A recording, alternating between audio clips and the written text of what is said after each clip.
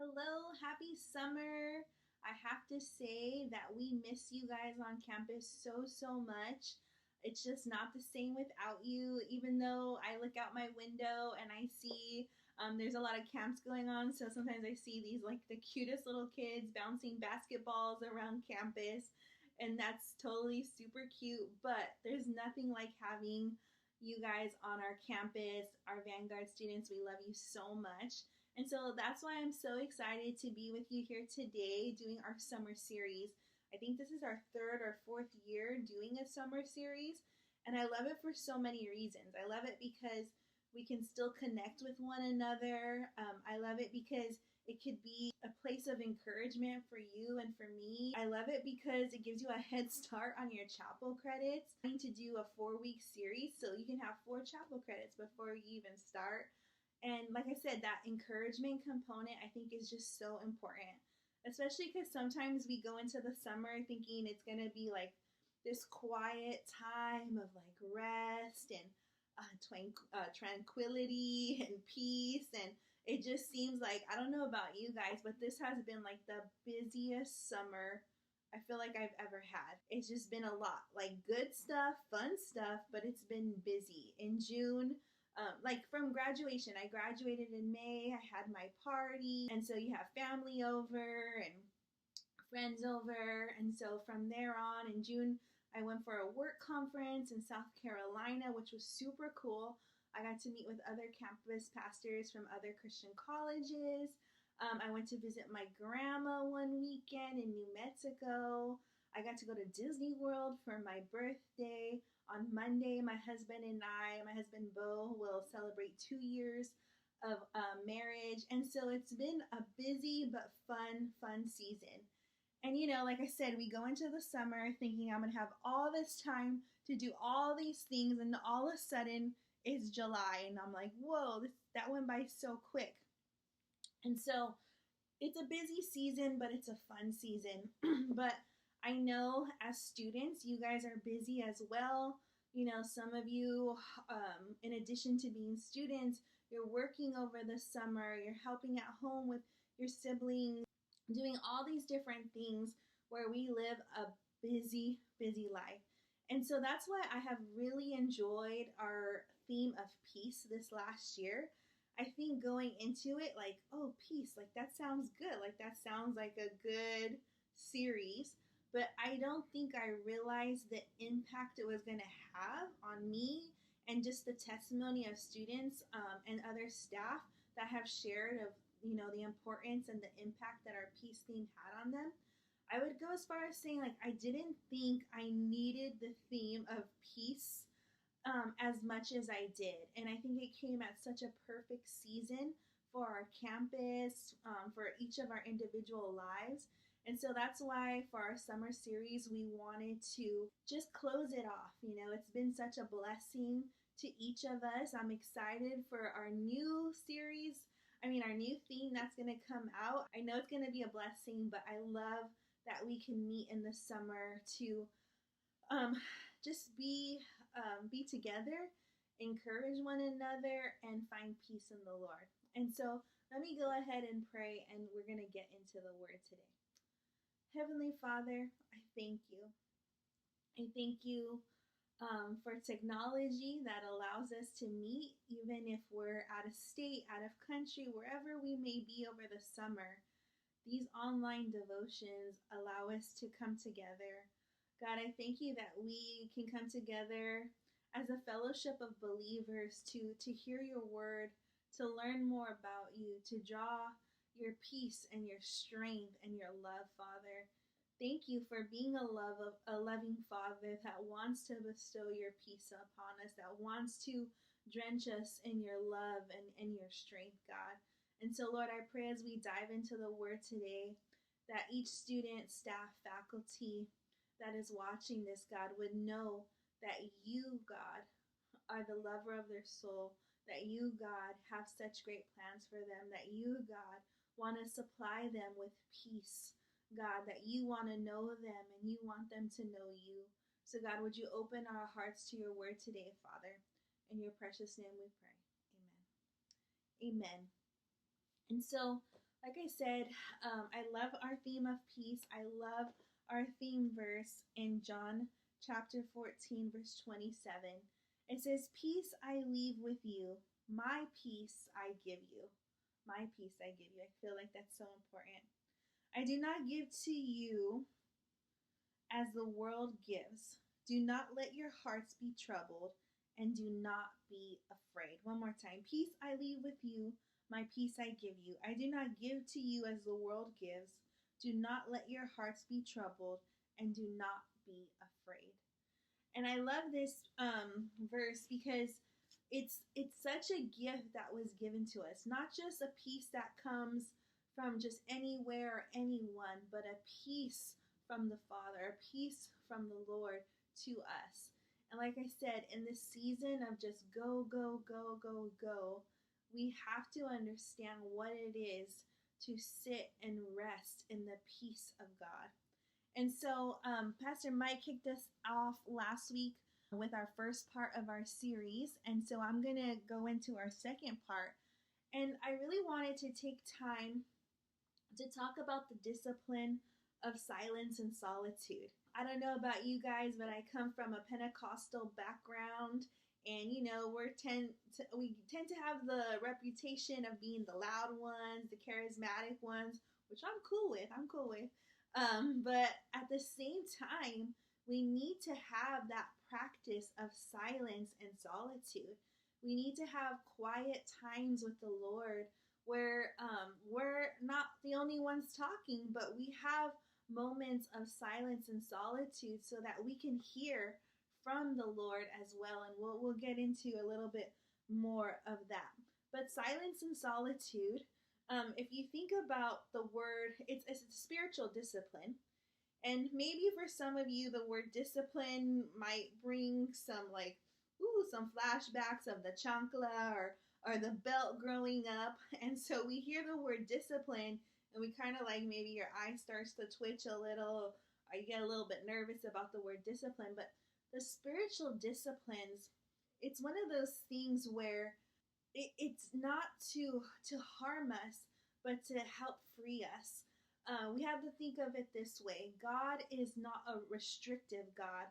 God is a protective God. And when we can really dive into the spiritual disciplines and really practice them and apply them to our life, there's such freedom that comes by practicing these spiritual disciplines.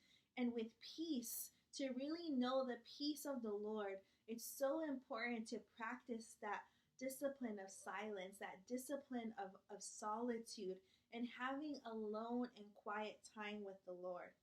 And so solitude and loneliness are completely different things. Sometimes we fear loneliness, and so then we don't really understand solitude because we think of being alone as loneliness.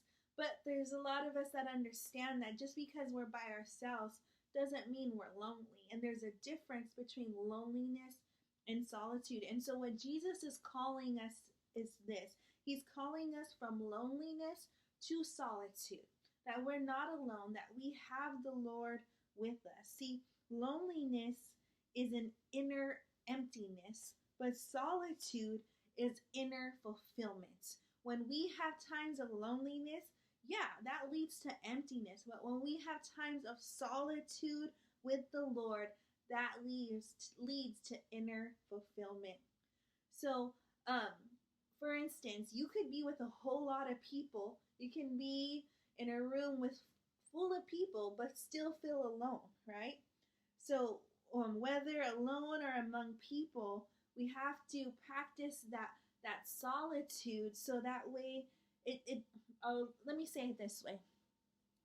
When we practice solitude, we understand that even when we're with people, because of that time we had in solitude, there is this portable sanctuary of the heart because we carry the Lord with us. Because that solitude and that time with Him, it has been so fulfilling to us that we've learned to not just visit in the presence of God, but we've learned to abide in the presence of God. So there's always this sanctuary of the heart because we carry that fulfillment of the Lord wherever we go.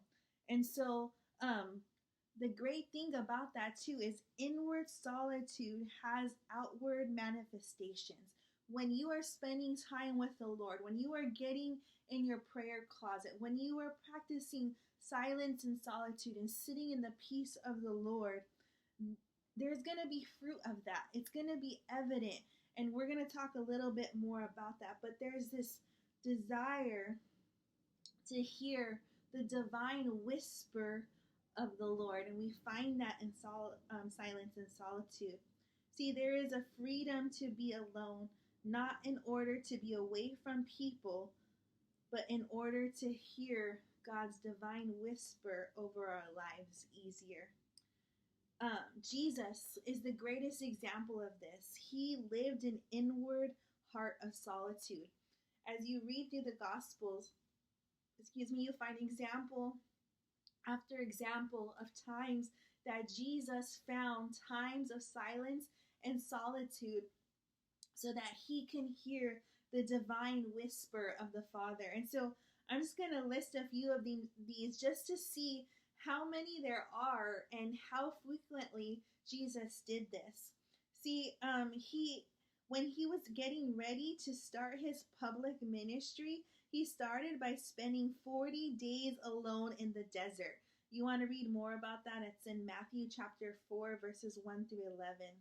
Before he chose his 12 disciples, he took time with silence and solitude in Luke 6:12. When he received the news of John the Baptist's death, he withdrew there in a boat to a lonely place, it says, and that's in Matthew 14:13. After the miraculous miracle of feeding the 5,000, Jesus went up to the hills by himself, practicing solitude in Matthew 14:23. Following a night of work in the morning, a great while before day, he rose and went out to a holy place. That's in Mark 1:35. When the 12 returned from a preaching and healing mission, Jesus instructed them, "Come away by yourselves to a lonely place." That was in Mark 6:31. Following the healing of a leper, Jesus withdrew to the wilderness and prayed, and that was in Luke 5:16. As he prepared for his highest and most holy work, Jesus sought the solitude of the Garden of Gethsemane, and that's in Matthew 26, verses 36 to 46. And I could just go on and on and on, because Jesus practiced this discipline of silence and solitude, seeking out moments and places of solitude was a regular practice for Jesus. He knew the importance of silence and solitude, spending that alone time with the Father to hear the divine whisper. And so we got to think about this. We were created in the image of Christ. If Christ knew the importance of the discipline of silence and solitude, and he was constantly taking moments to step away and have that silence and solitude so he can hear the divine whisper of the Father, if Jesus was in need of that, how much more are we? How much more should we be practicing those moments of silence and solitude? And I think sometimes we think that we don't have the time to practice silence and solitude. We think, like, where am I going to fit it into my schedule? We think we can't afford it time-wise. But in reality, we can't afford not to. We need to be in the practice of sitting at the feet of Jesus. We need to get in the practice of sitting in the peace of the Father and allowing not only a time of us asking of the Father, but a time of hearing that divine whisper of the Father. See, I think sometimes because we haven't learned the difference between loneliness and solitude, we seek out being around a lot of people or being where there's a lot of noise. But sometimes that starts to affect those relationships, and maybe there's a strain there. But if we have times of silence and solitude, and we have that feeling with the Lord, that fulfillment that comes with spending time with the Lord, then when we move out of that solitude time and we're with people holding that holy sanctuary in our heart, we're going to have more meaningful time in community. You see how that works? Healthy time in solitude produces a healthier time in community, because sometimes we feel like we have to choose one over the other, when in reality we need both. We need times of solitude to be alone with the Lord, to hear from the Lord. But when we do that, that blesses the time that we have when we are in community with others. We have more to give, because we're not just giving of ourselves, but we're giving of the Lord, because that we already had that time where he was filling us and filling us, which gives us something to pour out into the community, something to represent Christ as we meet together. Another thing that I think is important to touch on is that, like I said, it's not just simply a time to just be quiet. It's not a time to just refrain from talking without a heart of listening to God. We have to be able to listen to God. So we're not just sitting in quietness, we're sitting seeking after the voice of God, which is so important. I will say this too. In practicing this discipline of silence and solitude, there are some things that when you spend time and you do this deep work of sitting in the presence of God, of hearing the divine whisper of the Father, it's kind of like therapy. Have you ever heard how therapy, they say sometimes it hurts before it can get better, because as you're talking through things, things are brought to the surface, not to hurt you or harm you, but so that you can talk through these things. The same thing happens as we have those times of silence and solitude with the Lord. The more we spend time with Jesus, the more we see who we're supposed to be. We were created to be in the image of Christ. So the more we have of his word, the more we read it, or the more we hear from the divine whisper of the Father, the more we see who we were created to be. And then it also shows us who we are in the moment. And that's some deep work that may have to happen. And so things from your life may come to surface, or, whether it be past mistakes or past trauma or hurt, that we're seeking that fulfillment of the Lord, because only he can heal those deep wounds that are within us. And so when we have this time of silence and solitude, sometimes it could feel like it hurts. In fact, St. John of the Cross, he describes this feeling as the dark night of the soul. I don't know if you've ever heard of this before, but he calls it the dark night of the soul. And he says that it's not something to be feared or something to avoid, but it is an experience to be welcomed. Just like, he gives the example, just like a sick person might welcome a surgery that promises health and well-being. The dark night of the soul, it might feel dark, it might feel lonely, but these things that are coming up to surface during the dark night of the soul, it's not because the Lord wants to hurt us. It's not because he wants to harm us. It's because he loves us enough. I don't know what happened to my computer. It's because he loves us enough to want to bring those things to the surface so that we can find healing in the Lord. Sometimes I've heard the saying, he cannot heal what we don't reveal. And so in those dark nights of the soul, when you're practicing silence and solitude, things are going to come to surface, and it's going to feel like it hurts. It's going to be one of those ouch moments. But God loves us enough that he wants to mend those wounds. He wants to heal your heart. See, the purpose of the darkness is not to punish us. It's to set us free. It's a divine appointment, a privileged opportunity to draw close to the divine center. Like I said, St. John calls it sheer grace. And so these dark nights of the soul are not meant to hurt us or harm us, but they are meant to bring things to the surface so that we can find our healing in the Lord. And so sometimes as you're doing this deep work, when solitude, it feels like Like it can kind of be one of those things where it's like you feel like you're accomplishing a lot, but then as things come to surface, it feels like it hurts. But if you keep pushing forward and you keep sitting in silence, you keep sitting in solitude, you keep seeking after the divine whisper of the Father, that's when He can continue to do a great work in our lives. The dark night is one of the ways God brings us into a hush, a stillness, so that we may work and He may work an inner transformation upon our soul. And so it's something not to be feared, like I said, but something to be embraced, because the Lord loves us enough that He wants to touch us in those moments of silence and solitude and dark nights of the soul.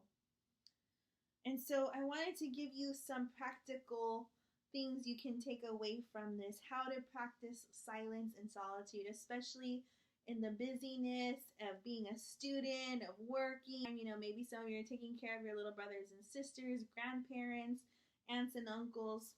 And so one thing I would start with doing is look for the little moments of rest and refreshment. Look for those little moments where you can practice silence and solitude. Whether it's like something that I like to do is, at night, I live in my apartment's on the second floor, and our apartment's the only one on the second floor. So sometimes at night, I will just go out there. I have like one of those little swinging hammock things. I got it for $20 at the swap meet over here in Orange County if you need to create your own little swing. But anyway, so sometimes I'll just go out at night and I'll sit on my swing and like just look up at the sky and just take some moments of silence and solitude between me and the Lord. Maybe it's as you have your morning cup of coffee, just spending some moments. Sometimes we think it has to be this like 3-day retreat of silence and solitude, which it's great. I was going to mention that. But that's not the reality every day or even every month. And so looking for those quick moments, those little moments of rest and refreshment. Here at Vanguard, I feel like the squirrels are like crazy here on campus. But sometimes like I'll just be in my office and I feel like I see the squirrels and I just stop and I just am reflecting on God's creation and how unique He made these little squirrels as they're on our campus. One time I saw one literally eating a slice of pizza like it was a human. It was the funniest and cutest little scary thing I've ever seen. But taking those moments to, smell the roses as you walk or wherever you are, looking for those little moments of time with the Lord.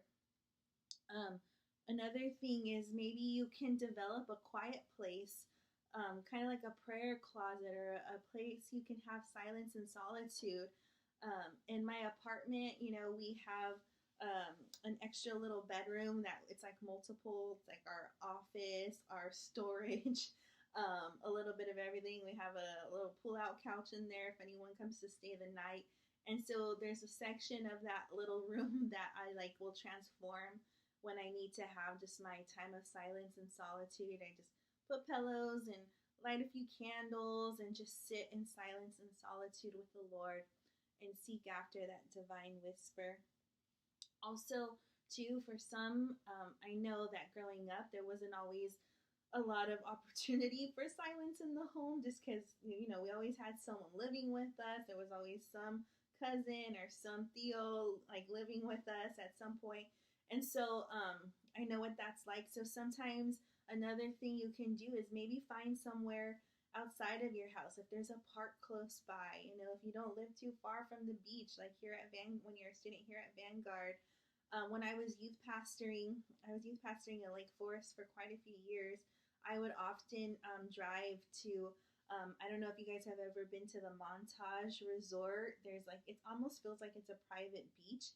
And there's these beautiful benches set up alongside the beach. And I would just try and drive out there at least once every couple weeks and just sit on one of the benches and have some time of silence and solitude. Growing up in La Puente, it's not so quiet, but there was a park nearby called Shadow Oak Park that if you went up to it, you can kind of see this really beautiful view, which was like, I don't know, it's like this little pocket of beauty in the midst of the city that I grew up in. And so I would go there and have some time of silence and solitude. So maybe you know a spot nearby you where you can go and practice this discipline of silence and solitude. Also, just journaling, as you hear from the Lord or as He's starting to speak to you, to write these things down. And even as you develop this practice, maybe you move from those quick restful moments of silence and solitude to actually being able to take a weekend. Sometimes especially when I was single, I would often just go to the mountains. I love fishing, and I would just grab my fishing pole, pack some food, and go up fishing for a few days, spending some time in silence and solitude, whatever that may look like for you. And just, if you can retreat for a weekend, that'd be great. At least once a year, I encourage it, because then you can really spend some time with the Lord and hear from Him and ask Him questions like, hey, what are my goals for this year? What is it that I'm trying to accomplish? Or what is it that you have for me this year, Lord? Or how can I, be in alignment with what your plan over my life is? Or just have some moments of peace with the Father.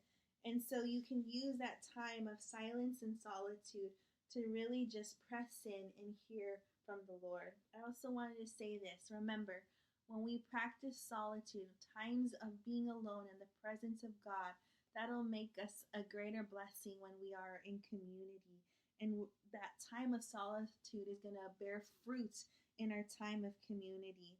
Thomas Merton said this, it is in deep solitude that I find the gentleness with which I can truly love my brothers. The more solidarity I am, the more affection I have for them. Solitude and silence teach me to love my brothers for what they are, not for what they say. And so I really encourage you. I love being in community, and I need to be in community, but I also need to practice times of silence and solitude, just moments to get alone with the Lord, sit at His feet, hear from the divine whisper of the Father. So not only is it taking time for Him to fulfill me and to fill me up, but it's also time for me to be filled so that I can be a blessing to others, so that I can know what it truly is to look like Jesus. And so I love our peace theme because it is in the Lord. It is in those moments of silence and solitude, even in those moments of the dark night of the soul, that we find the peace of God, that we see that He is not a restrictive God, He is a protective God, that we see that He does not mean us harm, but He wants to heal us. And so I just want to encourage you this summer, find pockets, find those little moments where you can step outside, smell the fresh air, where you can step outside and just smell the roses and have those quiet moments. Create a prayer closet wherever you can. Go to a local park and just practice that silence and solitude and hearing from the Lord. And so I pray that this would just be a word of encouragement to you. If I can do anything to help over the summer, please let me know. If you're close by and you want to grab some coffee, hit me up. But I'm just so blessed to be here with you guys each semester. I can't believe I'm going into my 5th year here at Vanguard. I truly get to do what I love every day because of students like you. And so you guys hold so much potential, so much opportunity, and you're already doing it. And imagine if you practice this discipline of solitude and silence, how much more can the Lord speak to you? How much more can the Lord use you? And so that's why I feel like there's this urgency. Grab a hold of the peace of God. Grab a hold of those opportunities to sit with Him so that He could fill you, so that you can know Him better and He can know you better. I pray you were blessed. God bless you. Bye-bye.